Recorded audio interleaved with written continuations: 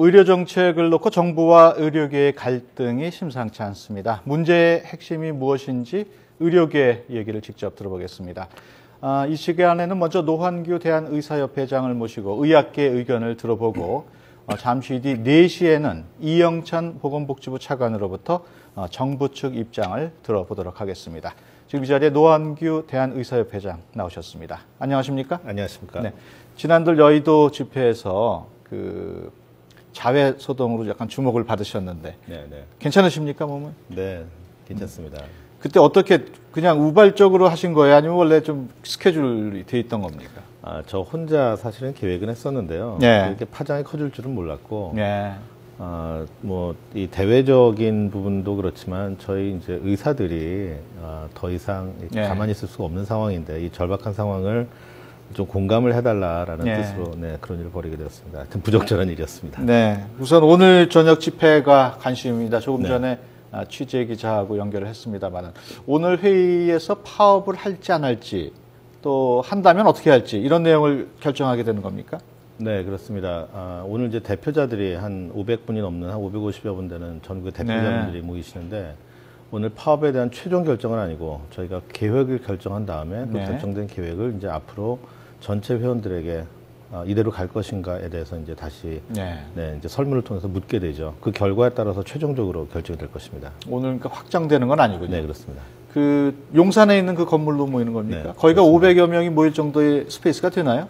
안 되죠. 그래서 저희가 원래 지방에 어느 연수원을 예약을 했었는데 이틀 앞두고 그저께 갑자기 이제 그 불가 통보가 오는 바람에 그래서 급히 이제 협회로 옮기게 되었는데요. 그래서 이제 오늘 마당에 텐트 치고 해서 좀 어렵게 장소에 협소하지만 행사를 치르게 되었습니다. 그렇군요. 우리 시청자들 입장에서는 또 이 파업을 만약에 하게 되면은 모든 병원이 다 하는 건지 아니면은 그 의사들이 개별적으로 하는 건지가 또 큰 관심이거든요. 어떻습니까? 이제 전국에 있는 의료기관들이 병원급 의료기관과 이제 동네 의원으로 크게 나뉘게 되는데요. 지금 의사분들이 이제 자발적으로 참여할 수 있는 곳들은 아무래도 동네 의원 중심이 될 테고, 그리고 병원은 이제 의사의 결정보다는 그 병원, 병원에 이제 경영하시는 분들이나 또 이제 여러분들 그런 이제 그 경영자의 입장이 아무래도 많이 반영이 될 것 같고, 그래서 이번에 이제 결정이 된다면 아마도 동네 의원은 아마 상당히 많이 참여하게 될 것 같고요. 그리고 지금 중소병원들도 좀 일부 참여하게 될 것이고, 대형 병원들은 처음부터 참여하기는 어렵지 않을까. 그러나 또 모르죠. 지금 모두가 다 심각한 위기 의식은 똑같이 갖고 있는데 아무래도 이제 병원은 좀 많이 부담스럽죠. 그래서 그런 이제 좀 부담의 차이가 좀 있다고 할까요? 그래서 그런 참여도에 있어서 초기에는 차이가 좀 있을 것으로 생각합니다. 지금 말씀을 들어보니까 목소리도 좀 가라앉으시고 굉장히 피곤해 보이시는데 최근 며칠 동안 좀 힘들으셨던 모양이에요. 일정이 너무 좀 빡빡했죠. 어제도 이제 방송 인터뷰를 보니까 한 12개를 했더라고요. 그러다 보니까 오늘 또 이제 행사 준비하느라고 좀 지치긴 했습니다. 그 지난해죠. 그 원격 진료 허용 방침이 발표되면서 전면 투쟁도 불사하겠다 이렇게 말씀하셨는데 그 지금 가장 큰 문제가 뭡니까?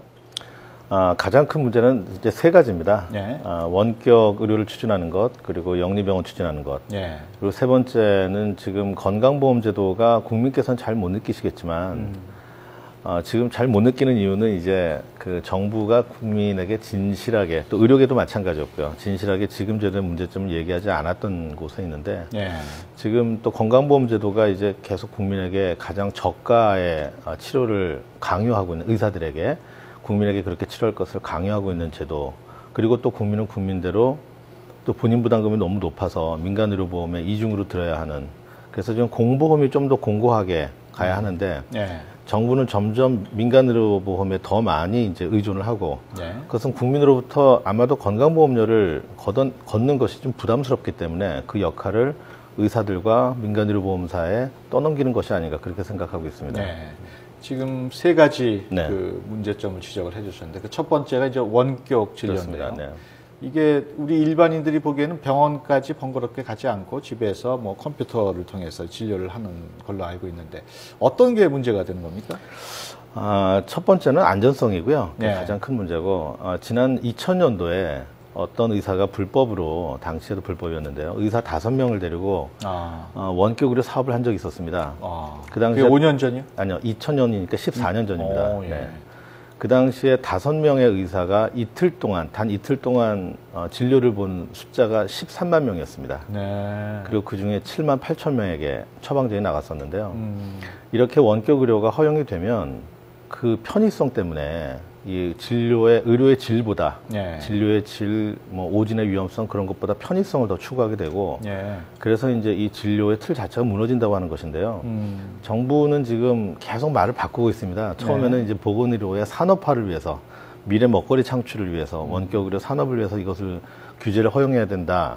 완화해야 된다라고 주장을 하다가 계속 이제 이것이 영리를 추구하는 것 아니냐라는 그런 산업화와 연관되어서 이제 비난을 받게 되니까 이제는 그게 아니라 이 오지에 있는 또 거동이 불편한 노인들을 위한 제도다 이렇게 좀 말을 바꾸고 있는데요. 그러면서도 지금 안전성에 대한 검증 전혀 이루어지지 않았고 지금 핸드폰 진료를 하려고 하는 것인데 핸드폰 진료에 대한 안전성도 검증되지 않았고 그래서 저희는 안전성을 먼저 확보한 다음에 그다음에 신중하게 가자라고 하는 것이 저희 의견입니다. 지금 말씀을 들어보니까 지난 2000년도에 그 의사 몇 분이 그런 진료를 해서 많은 사람들이 왔다는 얘기를 들어보니까 약간 좀 제 생각에 좀 의외인데요. 원격 진료라는 게 사실 환자 입장에서는 직접 가서 진단을 받고 그래야 마음이 놓이지. 원격 진료는 좀 신뢰성이 없어질 것 같아서 만약에 허용한다 해도 처음에는 호기심으로 이렇게 많이 할지는 몰라도 시간이 지나면은 정말 그 거동이 불편한 사람만 하게 되지는 않을까요? 거동이 불편하신 분들이 원격 진료를 통해서 처방전을 받는데 다시 또 어차피 그 처방전을 받고 나서 다시 또 약을 타러 약국을 또 가셔야 합니다. 그렇죠. 어차피 그 불편은 해결되지 않는 것이고요. 그리고 격오지 같은 무의촌이라든지 무의촌도 사실 거의 남아있지 않지만 그것은 국가가 재정을 들여서 의사와 간호사를 배치를 해서 방문을 할 수 있도록 하는 것이 적절한 방법, 해결안이라고 생각합니다. 그 방금 말씀하신 걸 포함해서 보건복지부 입장은 또 약간 다른 입장을 내놓고 있습니다. 그래픽으로 한번 볼 텐데요. 지금 지금 보건복지부 입장 나오고 있습니다. 대형 병원의 쏠림 현상이 대해서는 동네 병원에 제한을 할 것이다 이렇게 얘기하고 있고 오진 가능성에 대해서는 그 책임 소재를 법제하겠다. 기계 문제인지 의사 진단이 문제인지 그 구분이 되도록 법령에 넣겠다 이렇게 말하자면 반박하고 있는데 어떻게 생각하십니까? 먼저 동네 의원에만 허용하기 때문에 대형 병원 쏠림 현상은 없을 것이다. 첫 번째는 동네 의원에만 허용을 하더라도 그 안에서 또 쏠림 현상이 일어납니다. 이 원격 의료를 활발하게 하는 의원과 그렇지 않은 의원과 이제 그 차이가 아까 그 2000년도 사례처럼 그런 게 벌어지고요. 그리고 정부는 이제 이 대형 병원에 허용을 안 하기 때문에 대형 병원 쏠림 현상이 없을 것이다라고 하지만 이 원격 진료가 일단 허용이 되면 누구나 대형 병원에 가서 진료받고 싶어 합니다. 국민들의 요구에 의해서 반드시 허용이 될 것으로 생각을 하고요. 그 다음에 이제 오진에 대한 책임은 지금은 이제 현재 법적 책임을 모든 것이 다 의사가 지도록 되어 있고 그 다음에 법적 책임을 의사가 진다고 하더라도 오진의 결과에 대한 대가는 국민이 치르게 되는 것이죠. 그것이 이제 큰 문제인데 그것을 좀 간과하고 있고 또 하나 이것이 이제 통신의 문제인가 오진을 했을 때 아니면 의사의 문제인가를 가려내기는 거의 불가능하다고 생각합니다. 따라서 그것은 그냥 정부가 하는 얘기이지 실효성은 없다고 생각합니다. 그리고 그 병원 경영 정상화 방안 이거는 어떻게 보면 해외 환자를 더 유치를 하고 또 각종 부대 사업으로 수익을 올려서 그 돈을 환자 진료에 다시 투자해가지고 진료의 질을 높인다. 이런 주장인데 이것도 좀 일리가 있는 것으로 보이거든요. 어떻게 생각하십니까? 이제 정부가 사실을 자꾸 호도하기 때문에 일리가 있는 것처럼 들리는 것이라고 생각하고요. 먼저 정부가 이 법안을 이제 이 제도를 추진하게 될 때 이제 정부가 만든 자료에 배경 설명이 있습니다. 병원의 경영이 어렵기 때문에 진료의 질이 떨어진다. 그래서 병원의 경영을 도와주는 규제 완화를 해야 한다라는 것이 이제 취지인데 병원의 경영이 어려운 이유는 지금 건강보험 제도가 잘못되어 있기 때문입니다. 건강보험 제도의 그 수가 자체를 원가보다 아래로 맞춰놓고 부족한 부분은 의료기관이 환자에게 비급여로 받아가라 라고 하는 정책을 펼치기 때문에 네. 경영이 어려운 것이고요. 그 근본적인 해결을 해야 하지 이것은 편법을 부추기는 것이고, 더군다나 그런 취지로 이 법을 만들었다고 하면서 그 내용을 살펴보면 오히려 병원을 통해서 진료 수익을, 그동안은 이 의료법인이라는 것이 비영리법인이기 때문에 그 병원에 투자한 사람이 투자 수익을 가져갈 수 없는 구조입니다. 지금 현행법은. 그런데 이제 영리 자회사를 세워서 영리 자회사가 모 법인에다가 거꾸로 의료기관을 임대 사업을 할 수가 있고, 이제 부동산을 자회사가 소유하고 모 법인에게 빌려줄 수도 있고요. 또 의료기기를 공급할 수도 있고, 여러 가지 의료 부대 사업들을 다 할 수가 있고, 그리고 정부는 계속 그런 또 영리병원 우려가 있으니까 그런 이제 논란이 벌어지니까 돈을 밖으로 투자자가 못 가져가게 하겠다. 영리 자회사에. 그런 규제를 또 만든다고 합니다. 그런 규제를 만들면 밖으로 돈을 못 가져가니까 결국 그 자회사는 외부 투자가 안 들어오겠죠. 결국 그 병원의 오너가 투자를 편법으로 투자하게 되고 병원의 진료 수익을 밖으로 빼내갈 수 있는 그런 통로가 될 수 있다라고 하는 것이 저희들의 판단이고, 지금도 사무장병원이라고 이제 실제 영리병원들이 많이 있습니다. 편법. 그것을 양성화하는 그런 법안이 될 것이라고 저희는 판단하고 있습니다. 어차피 병원은 비영리단체 지금 말씀을 하셨습니다만, 지금 물론 큰 병원들이겠습니다만은 그 장례식장이나 또는 뭐 건강검진센터 이런 걸로도 좀 수익을 많이 올리고 있지 않습니까? 물론입니다. 그건 병원에 직접 그런 수익 사업을 할 수 있도록 허용을 하면 되는 것이고요. 굳이 영리 자회사를 통해서 영리 자회사를 통해서 진료 외에 다른 그 부대 수익 사업을 하도록, 또 그것을 모법인을 상대로 함으로써 모법인에서 버는 돈을 밖으로 빼내갈 수 있도록 하는 통로를 굳이 만들려고 하는 그럴 필요는 없다라고 보는 거죠. 이 부분도 역시 보건복지부 입장을 또 한번 그래픽으로 한번 보시겠는데요. 비디오 파일 한번 보여주실까요? 지금 보면은 그 병원 투자 활성화에 대한 보건복지부 입장으로서 병원 사업성만 부각하고 있다. 의료 민영화 전 단계로. 모 법인의 투자 비율을 30%로 제한하고 건강보험 체계를 유지하고, 복지부는 병원의 출자와 자회사의 운영소득을 일정 비율로 저렇게 제한을 해가지고 의료 민영화는 아니다, 이렇게 주장을 하고 있거든요. 어떻게 보십니까? 모 법인의 출자 비율 제한 같은 경우에는 처음에 발표될 때 없었던 것입니다. 그리고 이제 예시로 해서 뭐 한 51% 정도 그렇게 몇 가지 예를 이제 들었었는데, 이제 자꾸 이런 그 비판 여론이 나오니까 자꾸 이제 또 새로운 이제 그 규제들 혹은 설명을 하기 위해서 자꾸 저런 것을 이제 만드는 것으로 생각이 들고요. 모 법인이 또 30%의 출자 제한이 있다 그러면 이 영리 자회사라는 것은 무조건 50%를 더 많이 가지고 주식을 소유한 곳이 오너가 되는 거죠. 30%를 가지고 있으면 거기에 오너십도 가질 수가 없고, 그렇다 그러면 거기에 발생하는 이윤을 병원으로 다시 모법인으로 가져올 수 없는 구조입니다. 그런 또 모순점이 생기게 되는 것이죠. 지금 정부가 계속 그렇게 어떤 비판이 있을 때마다 이렇게 계속 지금 추가로 이렇게 자꾸 어떤 또 다른 규제를 만들다 보니 저런 모순에 빠지는 것이 아닌가. 여기서 한번 용어를 한번 정리해야 할 것 같은데, 의료 민영화라는 용어가 맞다고 보십니까? 이미 95%가 민영화되어 있다고 하는데 병원의 영리화라고 하는 게 더 맞지 않을까요? 어떻습니까? 저희는 지금 의료 영리화라는 단어를 더 많이 쓰고 있었고요. 의료 민영화라는 단어는 사실은 의사협회는 쓰지 않았었습니다. 그런데 저희가 지난번 이제 원격 의료와 영리병원 반대 권리 대회가 의료 민영화 반대로 이제 언론에 그렇게 보도가 되었는데요.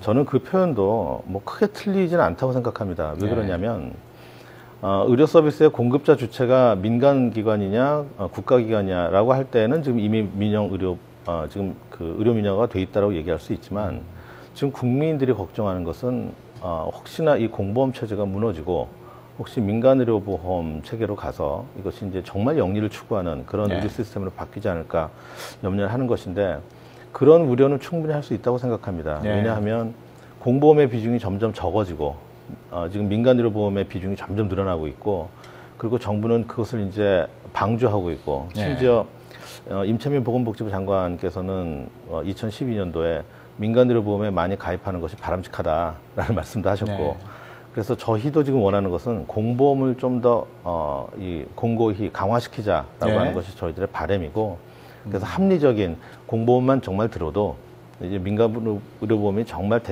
대체제가 아니라 보완 수단이 되어야 하겠고요. 네. 그래서 공보험만 들어도 국민이 안심할 수 있는 제도로 가자라고 네. 하는 것입니다.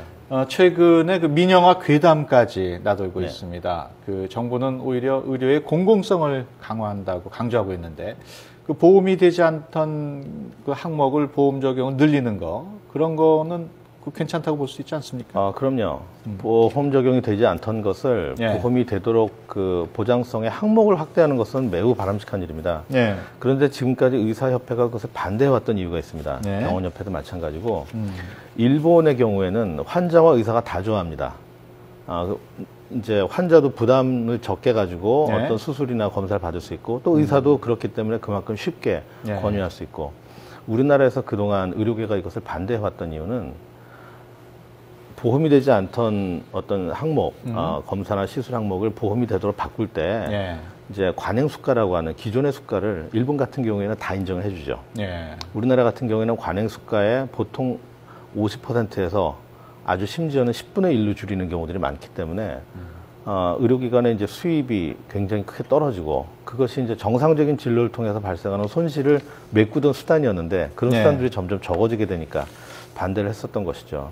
그래서 이 정부가 그런 보장성을 확대한다면 합리적으로 확대를 해야 된다고 생각합니다. 그래서 네. 병원들도 찬성할 수 있게, 의사들도 찬성할 네. 수 있게. 지금 노 회장 말씀 쭉 들어보면은 기본적으로 병원이 환자 치료라는 본연의 임무에 좀 충실해야 그렇습니다. 되고, 네. 그러기 위해서는 그 적절한 보상이 필요하다. 결국은 진료 수가, 네. 의료 가격을 좀 올려야 되는 거 아니냐, 네. 이렇게 받아들여지고 있거든요. 네네. 어떻습니까?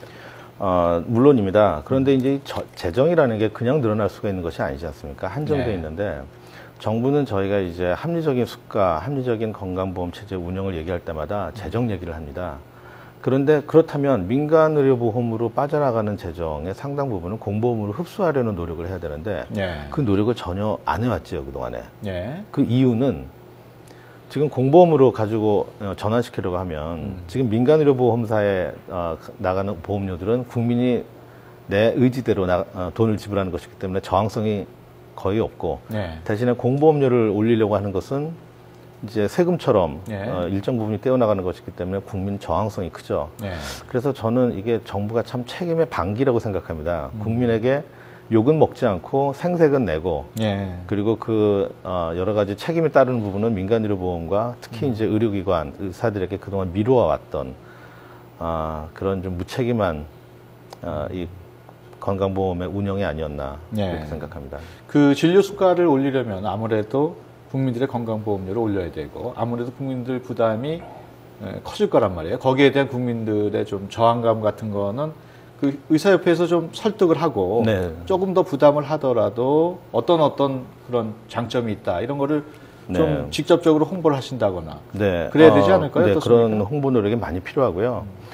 특히 지금 그것이 절대 환자의 본인 부담이 늘지가 않습니다. 네. 지금 이제 정부가 의료 수가를 이렇게 압박을 하면 풍선 효과에 의해서 비급여가 늘어나는데, 네.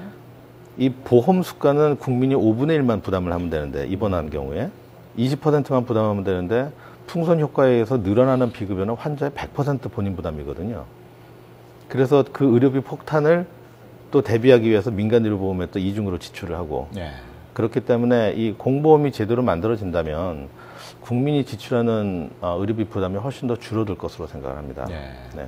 제가 의료계에 있는 분들, 의사분들 만나보면, 네. 만날 때마다 하는 얘기가 의료보험 수가 우리나라가 너무 낮다, 또 의사들 부담이 너무 크다고 항상 얘기를 하거든요. 네네.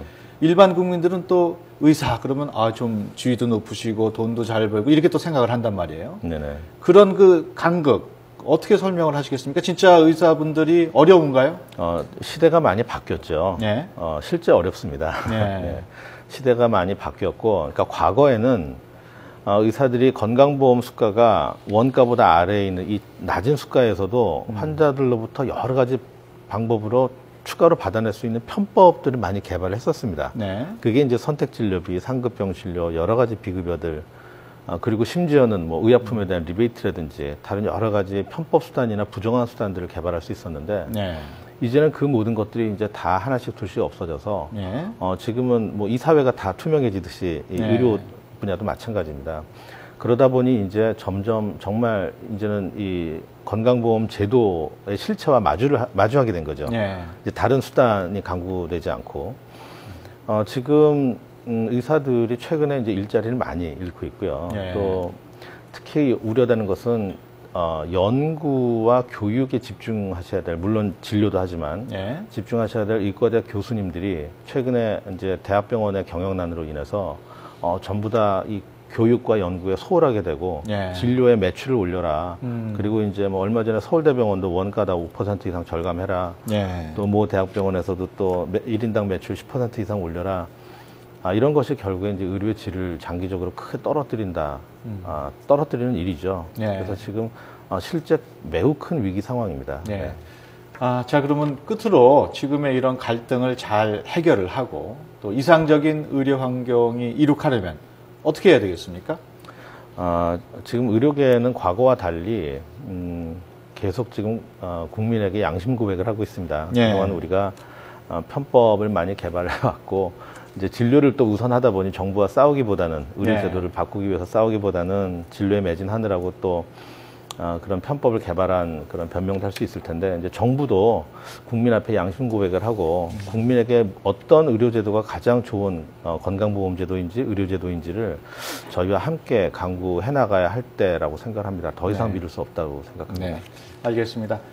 지금까지 노환규 대한의사협회장과 함께 말씀 나눴는데요. 잠시 후 4시에는 그 보건복지부 입장을 또 들어보겠습니다. 오늘 말씀 고맙습니다. 감사합니다.